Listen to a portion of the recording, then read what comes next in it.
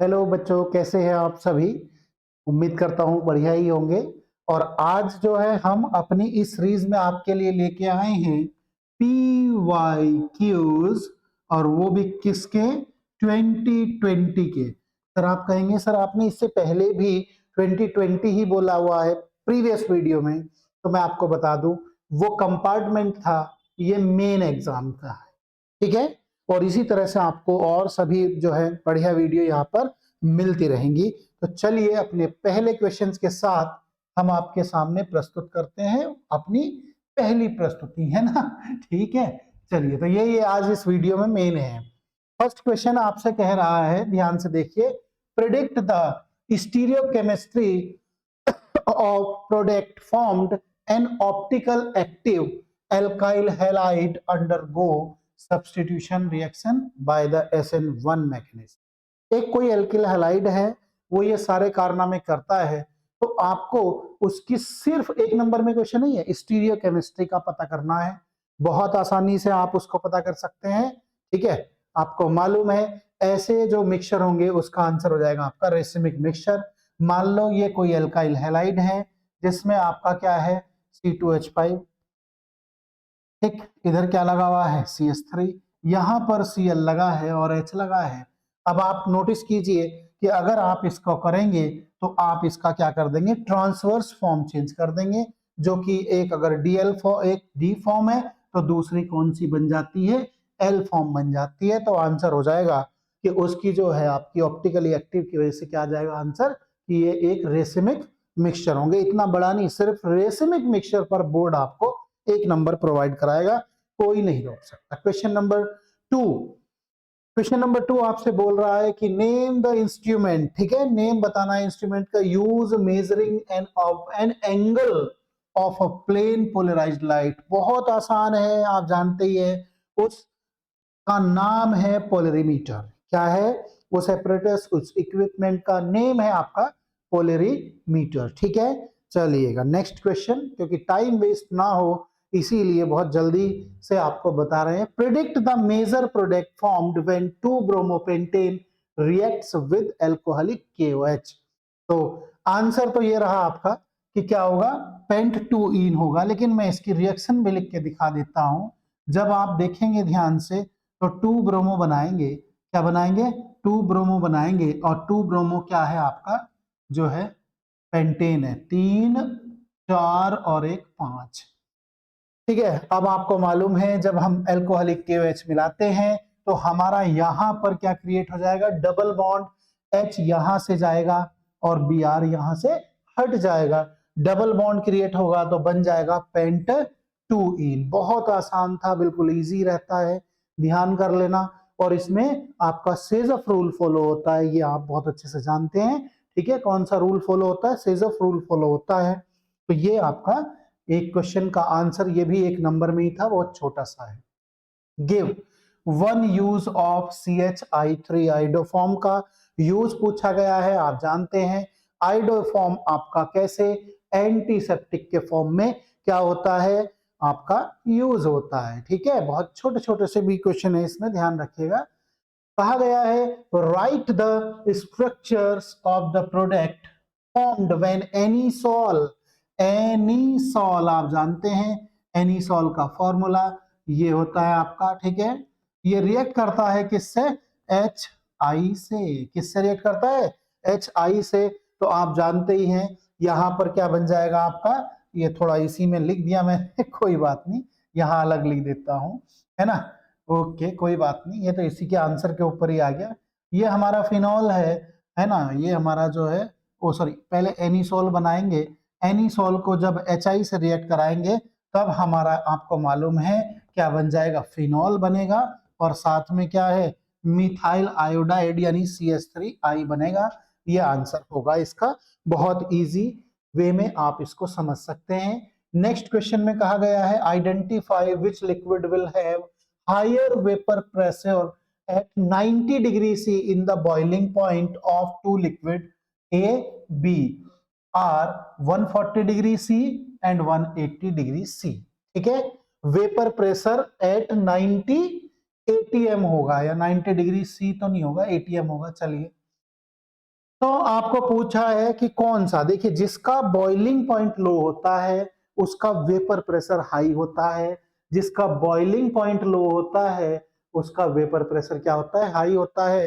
तो इसका आंसर बन गया आपका ए, आंसर इसका कंप्लीट बना। ठीक है, समझ गए होंगे। अगर फिर भी कोई दिक्कत है तो कमेंट बॉक्स में आपका स्वागत है, आप उसका सह तरीके से यूज कर सकते हैं। सह मतलब सही तरीके से। ठीक है, कहा गया है कि what will the rate constant of a reaction depends upon T if EA activation energy of the reaction is zero. Activation energy अगर जीरो है, ईए जीरो है, तो आर्हीनियस इक्वेशन बताती है आपको कि नो, नहीं कोई वह आपका इफेक्ट नहीं आएगा। कहां डिपेंड करेगा, पढ़ा है ना कि K is equal to A e power a upon R T. भैया जब यही जीरो, ये जीरो, ये जीरो, सब कुछ जीरो, फिर डिपेंडेंस कहां बची, कहीं भी नहीं बची। तो आपको तो इतना ही लिखना था, no it does not depends. ठीक है, बहुत एकदम इजी इजी तरीके से आपको मैं बता रहा हूं। Which of the following strongest base in aqueous solution. ठीक है, तो आपको पता होना चाहिए कौन है, डाई मिथाइल अमाइन, इसका क्या हो जाएगा, आंसर हो जाएगा। डाई मिथाइल अमाइन में क्या है, देखो ध्यान से कि डाई मिथाइल और क्या है साथ में आपका अमाइन है, यानी कि 2 डिग्री है। कैसा है, 2 डिग्री है।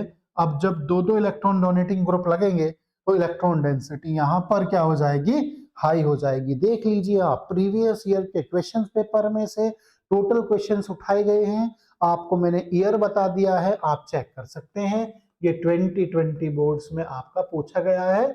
बहुत आपकी डिमांड पर कि भाई PYQ जरूर होने चाहिए, बच्चों की रिक्वेस्ट भी रहती है, तो होने ही चाहिए वाकई में, इसमें कोई दिक्कत नहीं है। Iodoform test is not given by, इनमें से कौन सा ऐसा है जो आइडोफॉर्म टेस्ट नहीं देगा। इथेनॉल में आप देखेंगे तो इथेनॉल में क्या हो जाएगा आपका OH और इधर क्या हो जाएगा HH आ जाएगा, ये इथेनॉल है। क्लियर, CHOH मतलब इतना ग्रुप मिल जाएगा, कोई दिक्कत नहीं। इथेनॉल, ठीक, पेंटेन 2 ऑन और पेंटेन 3 ऑन, तो इनमें से कौन सा आपका जो है आइडोफॉर्म टेस्ट नहीं देगा, लास्ट वाला, ये वाला नहीं देगा। रीजन देख लो, CH3, ठीक है 3 ऑन है ना, CH2 C double bond O और CH2 CH3, इस पर वो फंक्शनल ग्रुप नहीं बचा। इतना है, लेकिन क्या है, ये चेंज हो गया। ठीक है, अब मैं इधर को करूं तो भी वही मुसीबत है।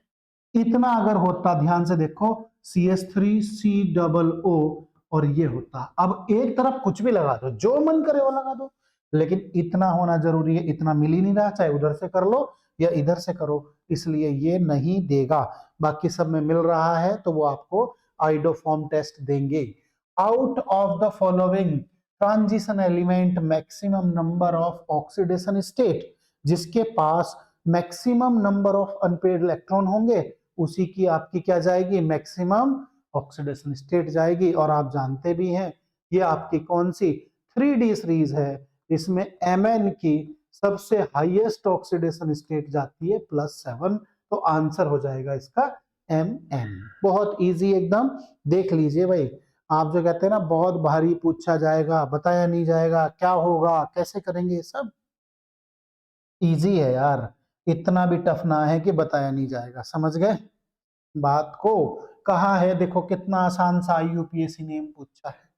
अब यहां से नंबरिंग स्टार्ट करो, 1 2 3 4, यहाँ 2 हो गया, 2 dimethyl, 2 dimethyl butanoic acid. लो जी भाई साहब, आंसर आ गया फटाक से। ज्यादा देर नहीं लगती है बच्चों, बहुत छोटे छोटे से क्वेश्चंस के साथ ही आपका ये पैटर्न है।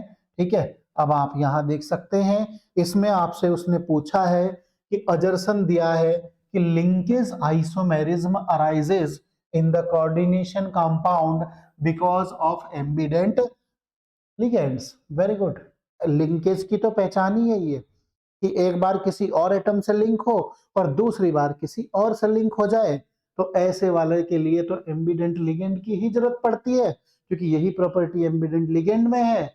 Ambident ligands like NO2 has 2 different donor atom, oxygen nitrogen. बहुत बढ़िया। इसके लिए आपका आएगा पहला ऑप्शन की both assertion and reason are correct and reason is correct explanation for the assertion. बहुत बढ़िया। देखिए लास्ट ईयर पूछा गया, यानी कि 2020 में पूछा गया क्वेश्चन है ये आपका। कितना बढ़िया क्वेश्चन था। यहां पर भी आपसे अजर्सन रीजन का ही कहा गया है। कहा गया है sucrose is a non reducing sugar. बिल्कुल सही बात लिखी है। Sucrose has glycosidic linkage. बिल्कुल सही बात है। लेकिन नॉन रिड्यूसिंग का इससे कोई लेना देना नहीं है।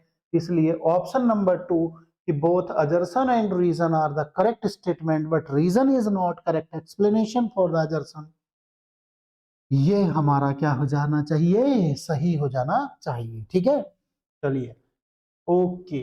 इसमें कहा गया है कि the molecularity of the reaction H2O2 H2 plus Br2 2HBr appears 2 कि मॉलिक्यूलरिटी कितनी है, 2 है। कहा रीजन कि 2 molecules of the reacting are involve in the elementary reaction. भैया सही बात है।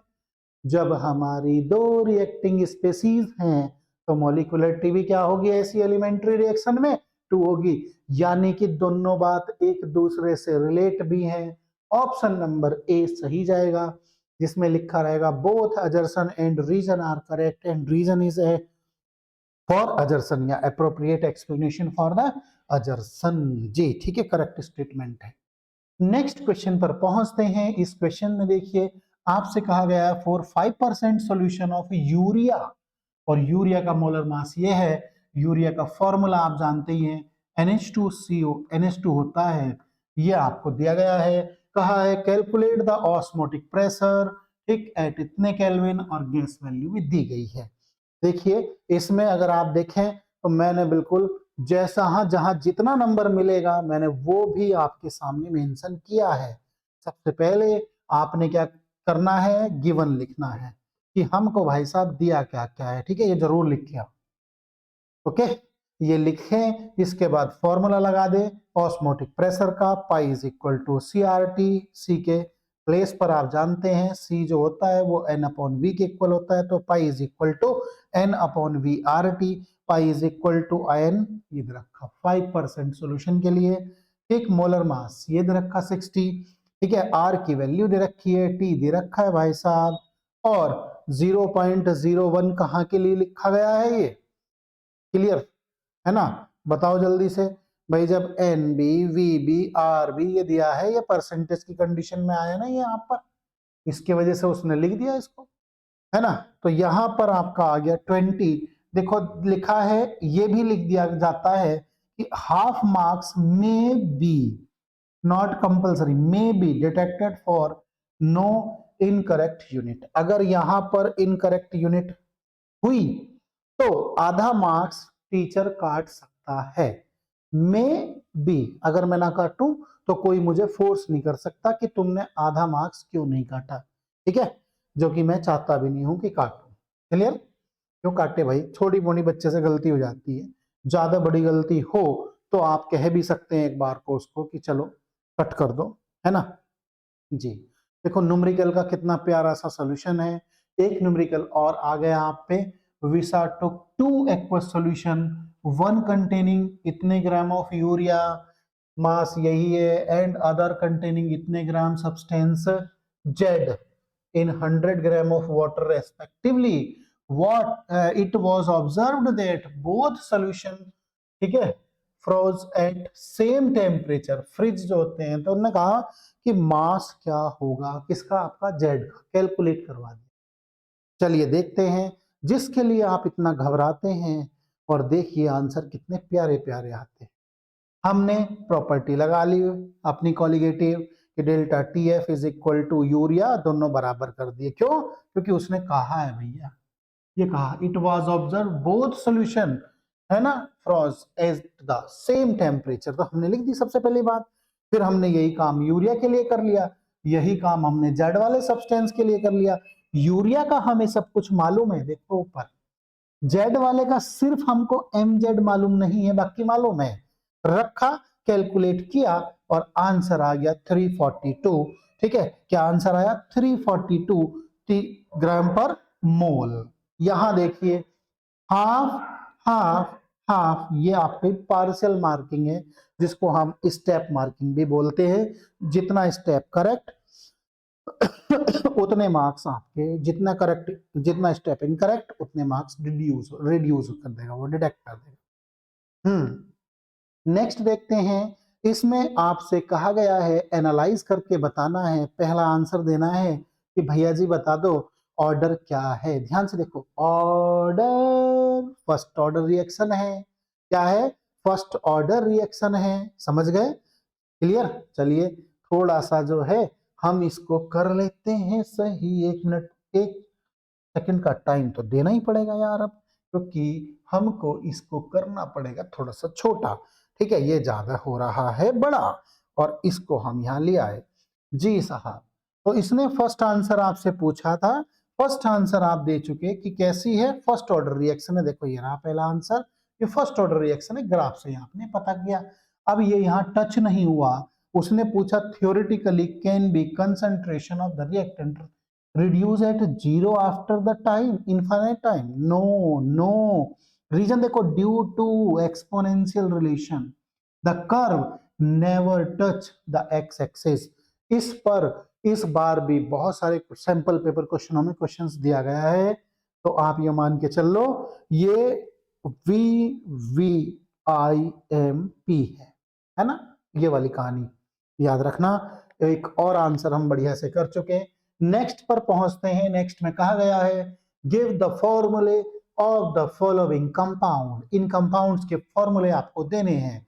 पोटेशियम है, टेट्राहाइड्रोक्साइडो जिंकेट सेकंड है, जिंकेट सेकंड है। देखिए लिखते कैसे हैं, समझिए ध्यान से।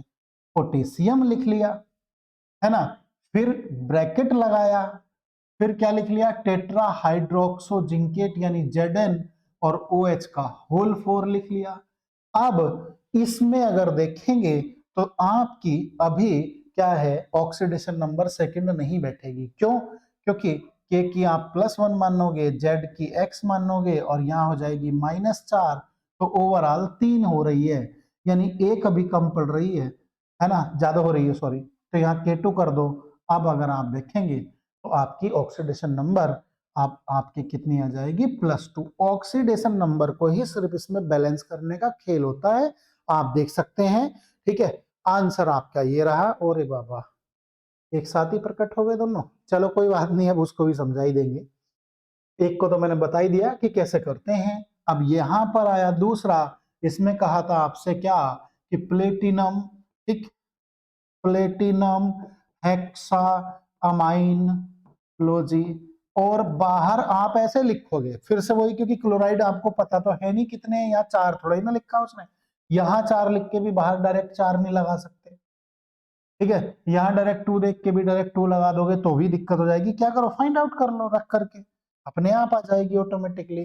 तो इसमें तो बहुत बढ़िया है, ये सब कुछ न्यूट्रल ही है, तो डायरेक्ट ही क्या आ जाएगी, 4 आ जाएगी। इसमें तो कोई दिक्कत ही नहीं, क्योंकि -1 किसकी होती है, एक क्लोरीन की होती है। तो ये एक क्वेश्चन और सॉल्व किया, आप देखेंगे ना तो बहुत रियलाइज करेंगे कि यार वाकई में सिर्फ और सिर्फ हम डरते ही हैं, इतने टफ क्वेश्चंस नहीं होते। What happen when propanone is treated with methyl magnesium iodide then hydrolyse, और दूसरे में कहा है benzene is treated with CH3COCl in the presence of anhydrous AlCl3। समझ गए? जी हाँ, ये देखिए ध्यान से, जब आपकी पहली वाली का आंसर आएगा तो ये आएगा।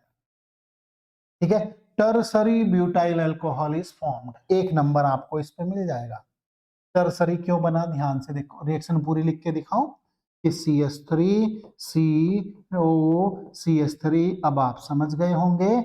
अब यहां पर लिख दीजिए CH3MgBr, आपको मालूम है ये यहां आएगा और MgBr यहां आएगा, और जब आप इसको हाइड्रोलाइज करेंगे, देख लेना ध्यान से, यहां से MgOHBr यानी कि ये किस में बदल जाएगा, OH में बदल जाएगा, इधर CH3 लग जाएगा। तो देखो देखो, बनाना बना यही वाला। क्लियर? अब यहां देख लीजिए बेंजीन, ये वाला आपका इसमें ये है, तो क्या बनेगा, एसीटोफिनोन। क्या बनेगा, एसीटोफिनोन। ठीक है, इज फॉर्म्ड। देखो लिखा हुआ है करेक्ट केमिकल इक्वेशन। अगर कोई और किसी बच्चे ने किसी थोड़ा बहुत मेथड से करेक्ट लिख दिया गया है, इस मेथड के अलावा भी, तब भी आपको और बोर्ड को उसका आंसर सही मानना पड़ेगा। ठीक है, इसमें कोई दिक्कत नहीं है जी। यहां पर कहा गया है give structure A and be in the following sequence.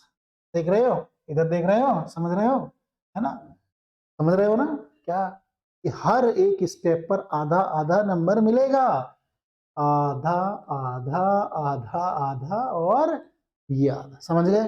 चलिए देखते हैं भाई कि क्या होना चाहिए आपका स्टेप जी। पहले वाले के जो ए का आंसर है वो ये दोनों हैं, ठीक है, समझ गए जी। हाँ, आप जानते हैं जब अमोनिया इससे रिएक्ट करेगा तो अमाइड बनाएगा, और जब अमाइड NaOBr से रिएक्ट करेगा तो अमाइन बनाएगा, और ये आपकी हॉफमान ब्रोमोमाइड डिग्रेडेशन रिएक्शन है, आप जानते ही हैं।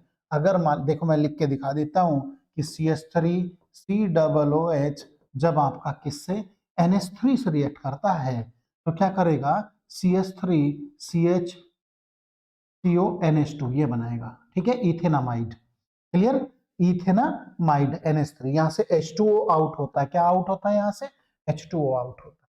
और जब आप इसको NaOBr से करते हैं तो पूरा का पूरा CO ग्रुप ही रिमूव हो जाता है, तो बनता है आपका CH3NH2। ऐसी देखिए यहां पर नाइट्रोबेंजीन है, जब नाइट्रोबेंजीन का रिडक्शन कराया जाएगा तो बनेगा एनिलीन, लो जी ये रहा। जब एनिलीन को NaNO2 और HCl से रिएक्ट कराया जाएगा तो सेंड में रिएक्शन समझाती है डाइजोनियम सॉल्ट बना दो, क्या बना दो, डाइजोनियम सॉल्ट बना दो। ठीक है, बताओ कहाँ नहीं पढ़ी है तुमने, एनसीईआरटी में सब पढ़ी हुई रिएक्शंस होती हैं। ठीक है, खाली पीली घबराते हो देख देख करके, अरे सर ये हो गया, अरे सर बस बहुत पेपर भारी आया था, वहां पहचान नहीं पाया क्या लिखना था क्या नहीं। एक वाइवा में टीचर की शक्ल देख के और एग्जाम में पेपर की शक्ल देख के पता नहीं तुम्हें कौन सी जो है आफत सी आ जाती है कि कहां से कहां पहुंच जाते हो, समझ में नहीं आती। यहाँ डाइजोनियम सॉल्ट है, इसको CuCN से रिएक्ट कराया है, आपको पता है, ये सब हट के यहाँ पर CN ग्रुप आ जाएगा। जब उसको हाइड्रोलाइज कराया जाएगा तो आपको पता है कंप्लीट हाइड्रोलाइसिस पर CN किस में चेंज हो जाता है, COOH में। देखो ये दोनों कंपाउंड बहुत आसानी से आप इस रिएक्शन को क्या कर सकते हैं, पूरा कर सकते हैं, कहीं से कहीं तक भी कोई दिक्कत नहीं आएगी। समझ गए कि नहीं समझे।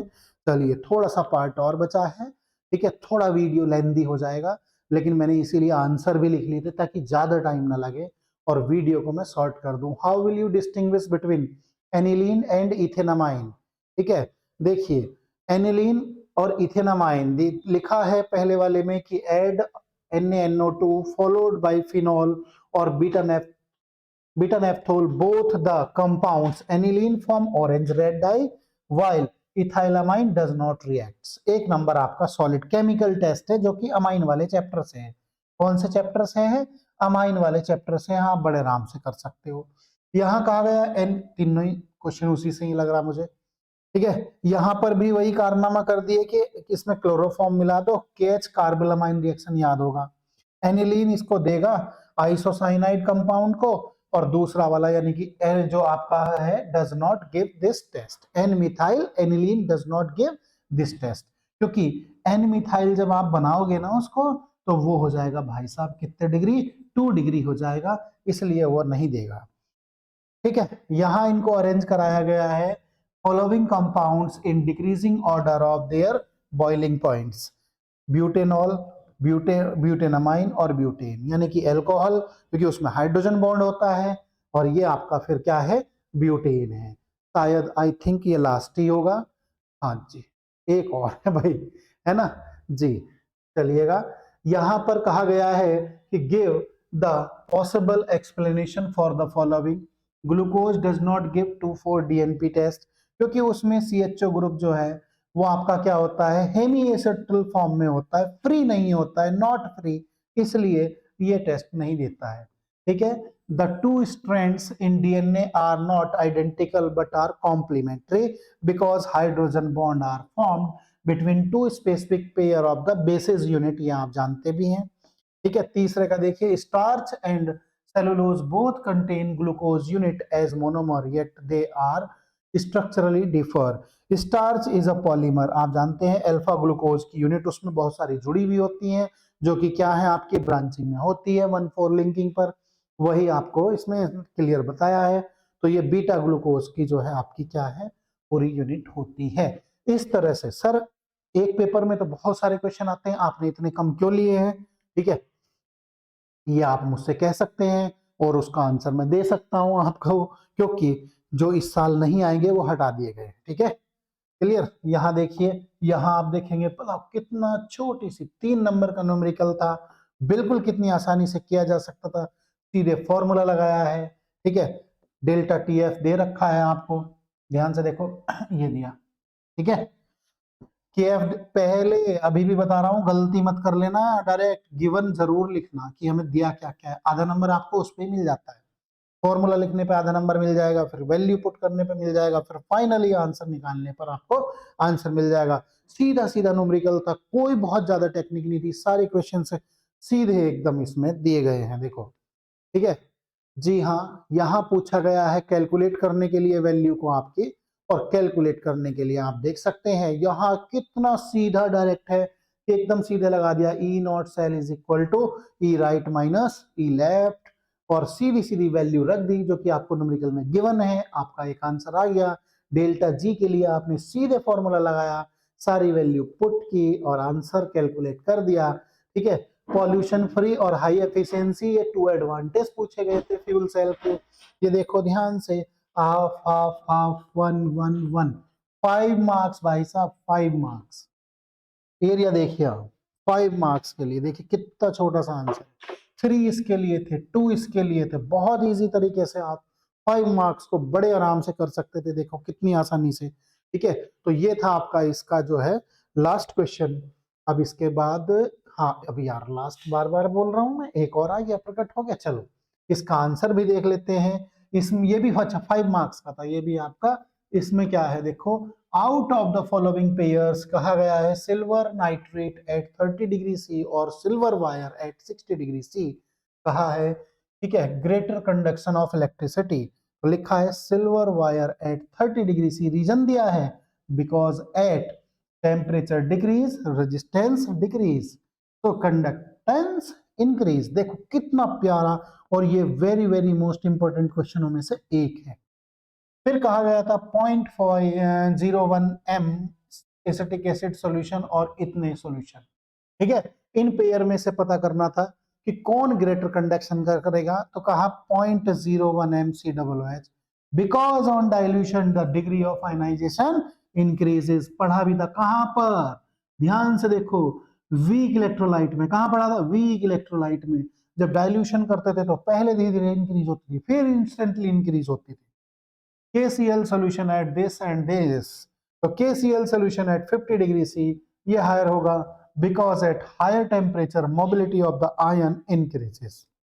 और इलेक्ट्रोकेमिकल सेल और इलेक्ट्रोलाइटिक सेल में आप बड़े आराम से दो डिफरेंस लिख सकते हैं, एक में कैथोड एनोड बता दीजिए कौन सा प्लस कौन सा माइनस है, एक के याद रखो दूसरे के अपोजिट कर दो, कन्वर्ट केमिकल सेल, कन्वर्ट जो है convert electrical energy chemical energy, ठीक है, ये आप कोई से भी, और जरूरी नहीं ये याद आए वहां पर आपको, अगर कोई और 2 डिफरेंसेस आते हैं देखो तो भी आपको वो 5 मार्क्स दिलवा करके जाएंगे ही जाएंगे। देखो कितनी आसानी से, अभी टाइमिंग हुई है वीडियो की ओनली 28 मिनट्स, ठीक है, थोड़ा सा मैं फास्ट भी बोला हूं, कोई दिक्कत नहीं है, लेकिन फिर भी आपको एक ईयर के क्वेश्चंस पेपर के सारे क्वेश्चंस आसानी से मिल गए, आसानी से। अब आप खुद सोचिए यार, 28 मिनट तो आप पूरे दिन में से आराम से स्पेंड कर ही सकते हैं, और 2x की स्पीड में देखेंगे तो 28 मिनट भी नहीं लगेंगी। तो इसी के साथ मैं आपसे इस वीडियो को एंडिंग करना चाहूंगा और कहूंगा कि इनकी प्रैक्टिस बिल्कुल ना छोड़ें, ठीक है, 100% इनकी प्रैक्टिस कर करें। Thank you very much.